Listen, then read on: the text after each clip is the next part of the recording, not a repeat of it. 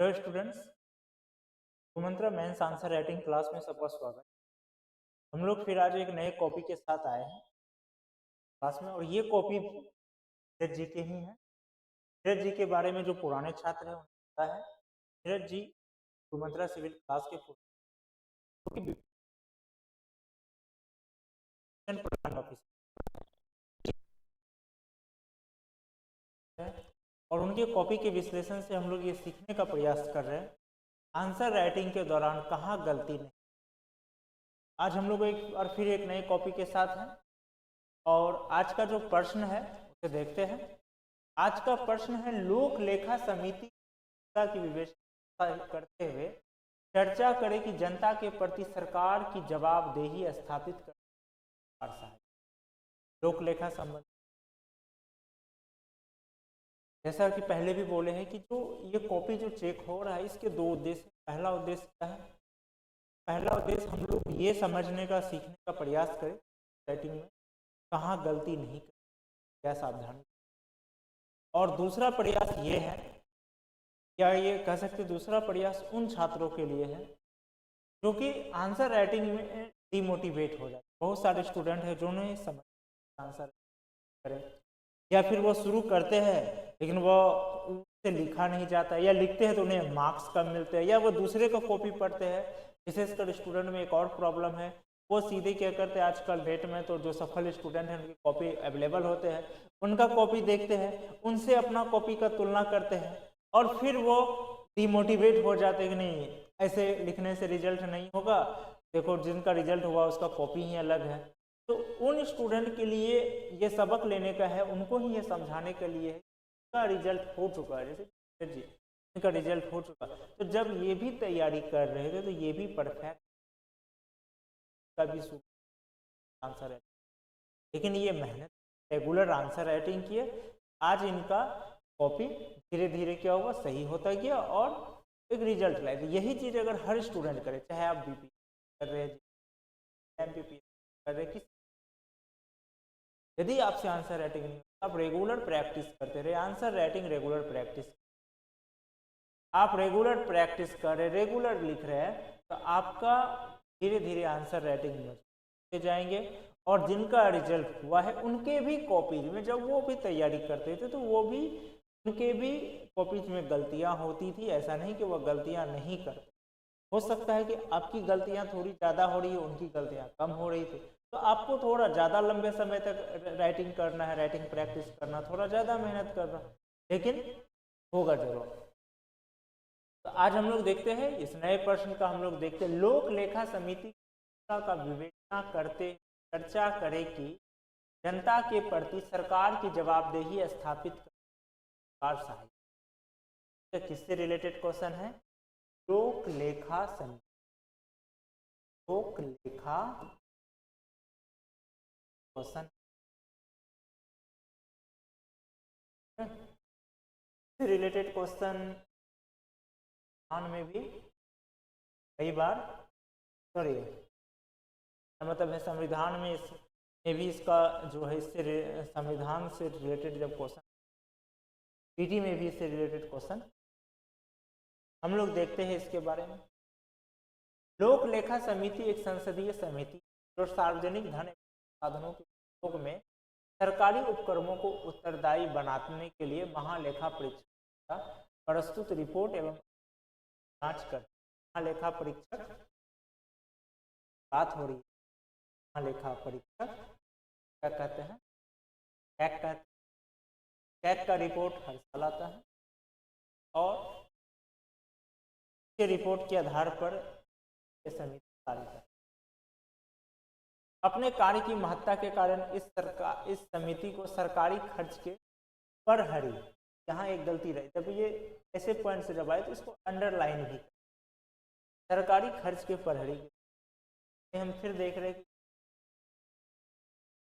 Better ताकि थोड़ा सा तो अच्छा रहता नहीं, वो भी गए हैं। क्या है ये पृष्ठ?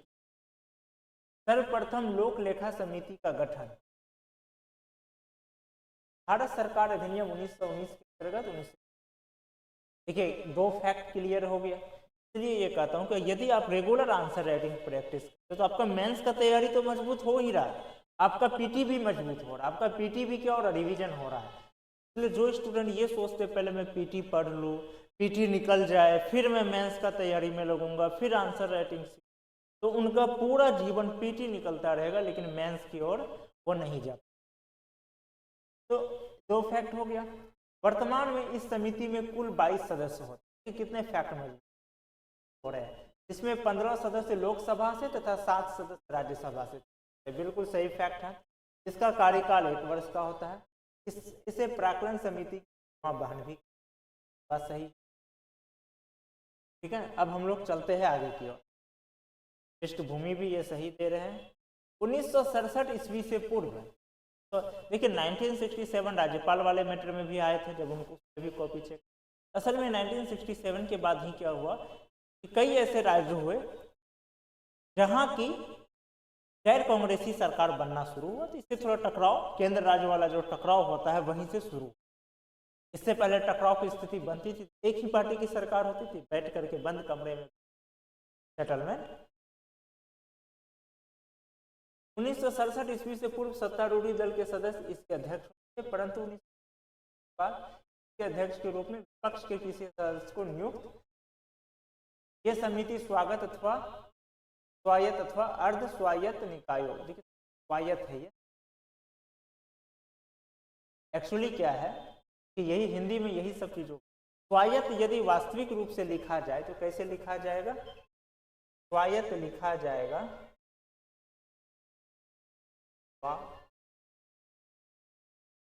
जो के ऊपर लाइन नहीं रहता। अब यहाँ देखिए ये, तो हिंदी में यही सब चीजों को ध्यान देना जरूरी है, नहीं तो क्या होगा कि आपका जो आंसर राइटिंग जो हिंदी शब्द होते हैं यही सब चीजों पे क्या तो वो गलत माना जाएगा। क्या होगा, आपके अंक कटेंगे, जो आप गलत लिखेंगे स्वाभाविक है कि आपके अंक कटेंगे, जिसके कारण कि स्टूडेंट ये आरोप लगाते हैं आयोग पर कि मीडियम वाले का रिजल्ट नहीं होता, उसे मार्क्स कम दिया जाता है। ऐसा कोई बात नहीं, गलती स्टूडेंट्स में भी है। अलग बात है कि आप उस गलती को देख समझ नहीं पा रहे हैं या समझना नहीं चाहते। यही सब मिस्टेक कहाँ से शुरू, अथवा अर्ध स्वायत्त निकायों को खाते में है। कोई भी मंत्री इसका सदस्य नहीं हो सकता है, नहीं तो फिर घोटाला निकलेगा कैसे, ही सदस्य हो जाएगा। उसी की तो कार्य का जांच ये बनती है। लोक लेखा समिति का कार्य, लोक लेखा समिति भारत सरकार के विनियोग लेखकों और उन पर भारत के प्रेक्षण वर्ष में तय सीमा से अधिक खर्च होने की समिति समीक्षा करने, समीक्षा के उपरांत उचित सिफारिश करने के लिए समिति निर्माण योजनाओं, राजस्व एवं व्यय तथा राष्ट्रपति द्वारा जारी लाभ एवं हानि विवरण, यह स्वायत्त एवं अर्ध स्वायत्त अभी वही तभी। अब जैसे भ है, भ में भी ऊपर में लाइन नहीं, तो ये बिल्कुल सही है, ऊपर में ये बिल्कुल सही है, ये सही है। इसी तरह ये सब चीजों को हिंदी में, हिंदी के जवाब लिखते हैं, ये सब चीजों पर ध्यान देना बहुत। इन सभी संगठनों के खातों की विवरण की जांच करती है तो कैग अथवा राष्ट्रपति या फिर संसद समिति राष्ट्रपति के निर्देश पर कैग की रिपोर्ट अथवा उसके द्वारा सरकार को आवंटित समिति और वित्तीय अनियमितताओं की जांच करती है तथा प्रयास करती है। लोक लेखा समिति लापरवाही के मामले में संबंधित मामलों को, जैसे देखिए लोक लेखा समिति सिर्फ यही जांच नहीं करती घोटाला का मतलब घोटाला क्या क्या, वो बहुत तरह से घोटाला का जांच। उदाहरण के तौर पर इसको ऐसे समझिए, जैसे कि वो ये भी जांच करती है कि जो सरकार खर्च किया तो क्या वो सही तरीके से किया, यानी क्या उसे और किसी तरीके से खर्च किया जा सकता था, लगती है कि नहीं किसी और तरीके से खर्च कर दे। जैसे उदाहरण के तौर पर सरकार ने डिसीजन लिया कि हमें इस बस का प्रयोग कर, उदाहरण के तौर पर कोई प्रोग्राम हो रहा है और उस प्रोग्राम में सरकार ने तय किया कि हमें इस प्रोग्राम में जैसे कोई मान के चलिए कोई आयोजन हो रहा है खेल से, सरकार ने तय किया कि हमें खिलाड़ियों को आने जाने के लिए इस बस का प्रयोग, एक भी रुपया घोटाला नहीं किया और उस बस में 100 रुपया का खर्च, 100 रुपया का खर्च। क्या ये जांच करती है? क्या ऐसा जरूर हो सकता है कि उससे भी सस्ता विकल्प हो सरकार के पास, ऐसा कोई दूसरा विकल्प हो जिससे कि 50 रुपया में, यानी बस में ही ले जाना, ठीक है बस से ही ले जाइए, लेकिन जो बस में 100 रुपया हुआ एकदम सब कुछ जेन्युइन है, कहीं घोटाला नहीं है, 100 रुपया का सच में खर्च हुआ, उसका हिसाब किताब, लेकिन वो ये भी जांच करती क्या 50 रुपया में भी काम किया जा सकता था। यदि लगता है कि हाँ ये बस से ही लाना ले जाने के काम, या फिर सरकार कोई और रास्ता अपनाती तो खिलाड़ी उसी सुविधा के साथ आराम से आते भी जाते भी, लेकिन 50 में ही काम निकल जाती, तो क्या कि ये भी रिपोर्ट बना के देती, क्या कि ये भी रिपोर्ट, या जैसे कि टेक्नोलॉजी का प्रयोग, सरकार जो टेक्नोलॉजी प्रयोग कर रही है क्या वो सही है? क्या इससे और अच्छा टेक्नोलॉजी का प्रयोग करे? उदाहरण के तौर पर इसको ऐसे समझिए कि अगर मान के चलिए कि पता चल रहा है 4G राउटर लगा हुआ है सचिवालय में, और 4G राउटर क्या किया, 100 राउटर लगा हुआ, 100 राउटर लगा हुआ है और सबका रिचार्ज हो रहा है 500 के हिसाब से, तो 50,000 का खर्च हुआ। लेकिन कैग को लग रहा है कि अगर यहाँ 5G राउटर लगता और एक ही राउटर सबको कंप्लीट कर देता, और चूंकि एक उसका रिचार्ज महंगा होता है, इसका चलिए 500 वाला तो उसका रिचार्ज मान के चलिए 2000, लेकिन ये 2000 के रिचार्ज में ये 100 राउटर के बराबर काम कर लेता, तो उसको भी कैग गबन में ही शामिल करती कि नहीं, ये आपके लापरवाही के कारण, आपके ध्यान नहीं देने के कारण, आपने सही टेक्नोलॉजी नहीं अपनाई, इसके कारण जनता का पैसा आपने बर्बाद किया, तो वो भी कैग रिपोर्ट, कैग का रिपोर्ट वहां तक सिर्फ रिश्वत तक का ही नहीं बनाती, कैग बहुत आधार पर रिपोर्ट बनाती। लोक लेखा समिति, लोक लेखा समिति केवल अब ये फिर एक मिस्टेक रहा, यही सब चीजें होती हिंदी में, अब ये यहाँ से लेना था, यही सब मिस्टेक है हिंदी मीडियम वाले स्टूडेंट्स में, जिसके कारण उनके अंक कटते हैं और वो मेहनत करके भी वो या तो पीछे रह जाते हैं या मार्क्स अच्छे नहीं ला पाते हैं, जिसके कारण क्या हो जाते हैं, वो आरोप लगाते हैं कि आयोग हिंदी मीडियम वाले के साथ भेद। ऐसा आप अपनी भी गलतियों को केवल वित्तीय मामलों की जांच करती सत्तासीन सरकार के नीतिगत मामलों में दखल नहीं दी। समिति कार्य के पश्चात लागतों पर नजर रखती, जैसे हम पहले ही बोले, खर्च की सीमा निर्धारित करना समिति, लोक लेखा समिति सरकार के दिन प्रतिनिधि, मंत्रालयों के लिए समिति से ये सिफारिश मंत्रालय पर बाध्यकारी नहीं होता, आप सिर्फ सलाह दे सकते हैं, जैसे टेक्नोलॉजी को वो सलाह दे सकता है 5G राउटर आप यूज कीजिए, मानना ना मानना वो मन, फिर अगला साल भी वो लाएगा अपना रिपोर्ट। समिति के पास विभागों द्वारा खर्च पर रोक, अब जैसे देखिए ये विभाग लिखे, विभाग वास्तव में ऐसे लिखे, अब आप कहेंगे सर वहाँ स्पीड में लिखना पड़ता, यही तो प्रैक्टिस है, स्पीड में भी लिख रहा तो रेगुलर प्रैक्टिस कीजिए, वो आ जाएंगे। विभागों द्वारा खर्च पर रोक लगाने का अधिकार नहीं है, क्योंकि लोक लेखा समिति कार्यकारी निकाय है, इसलिए आवेदन जारी करने में निष्कर्षों के आधार पर अंतिम अधिकार केवल लोक लेखा समिति कार्यों एवं सीमाओं के अध्ययन, अब जैसे ये सीमाओं हुआ, ओ में इस तरह से लिखा जाता है, के ऊपर नहीं जाएगा। हिंदी में अंडर ऊपर जो लाइन खींचते वो बहुत महत्वपूर्ण, सीमाओं के अध्ययन से यह स्पष्ट होता है, क्या होता में कुछ सीमाओं के बावजूद भी समिति सरकार के वित्तीय व्यय की सरकार को जनता के प्रति जवाब देती है। समिति की ये देखिए ये जो भी कर रहे हैं ना, ये भी सही नहीं, ये भी तरीका ही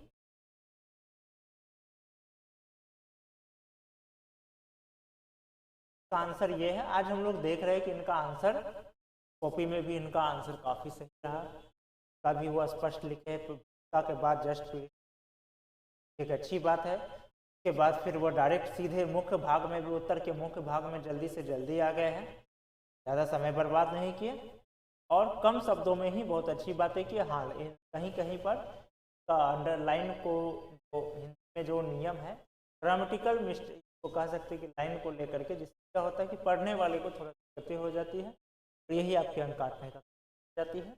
ये सब आज हम देख रहे हैं पहले से के कॉपी में, जो हम लोग इनके पहले कॉपी देखे थे और अब जो कॉपी देख रहे थे, इससे हम लोग समझ रहे कि अब काफ़ी इनके कॉपी में सुधार होता है। और यही मैं बार बार कहता हूँ, इसका भी आंसर है शुरू से ही परफेक्ट नहीं है किसी होने की। आप रेगुलर आंसर राइटिंग करें सही गाइडलाइन के साथ, तो आपका भी कॉपी इसी तरह जैसे देख रहे हैं पहले कॉपी की तुलना में अब काफ़ी कम गलतियां निकल रहे और अंक भी ज़्यादा प्राप्त कर रहे हैं। जैसे यदि इस कॉपी में वो 10 में से 6 अंक, पहला कॉपी में 3 या 3.5 मिला था, दूसरा में भी वही मिला था, तीसरा में 4.5 गया था, चौथा में 5.5 था। अब इनका 10 में से 6, यानी ये क्या हो रहा है, इसमें सुधार होता जा रहा है। यही ज़रूरत है, यही सुधार ही क्या किया, यही जो ये सुधार करते रहे ही इनको बीपीएससी को फाइनल रिजल्ट दिए। ये सुधार जरूरी है और ये सुधार कब होता है, जब आप रेगुलर प्रैक्टिस करते हैं। इन स्टूडेंट्स के तो एक सीख, आप रेगुलर प्रैक्टिस करें, आपका आंसर राइटिंग मजबूत। हम लोग आज का जो क्लास है यही सीखते हैं और हम लोग फिर नेक्स्ट क्लास में नेक्स्ट कॉपी के साथ आएंगे। और कुछ स्टूडेंट कह रहे थे कि एक ही आप अन्य लोगों को क्यों नहीं कर रहे, सिर्फ इसका रीज़न सिर्फ इतना है कि एक ही स्टूडेंट की अभी शुरुआती में, ताकि आप लोग ये समझ सके, जैसे इनका फर्स्ट कॉपी में 3.5 मार्क्स, फिर दूसरा में 4.5, फिर कम, फिर थोड़ा बड़ा, तो इससे आप लोग समझ सके कि रेगुलर लिखने से कैसे सुधार होता। अब मान के चलिए मैं इसका कोई एक अच्छा वाला कॉपी दिखा दूं या एक खराब कॉपी दिखा दूं, फिर दूसरा कॉपी मैं लेकर के आऊँ, तो इससे क्या होगा, आपको वो समझ में नहीं है। लेकिन एक ही स्टूडेंट के रेगुलर कॉपी पढ़ने से, का चेक करने से ये आप लोग समझ सकें रेगुलर प्रैक्टिस से आंसर राइटिंग में है और आप ज़्यादा से ज़्यादा मार्क्स क्लास जुड़ने, फिर नेक्स्ट क्लास में मिलेंगे।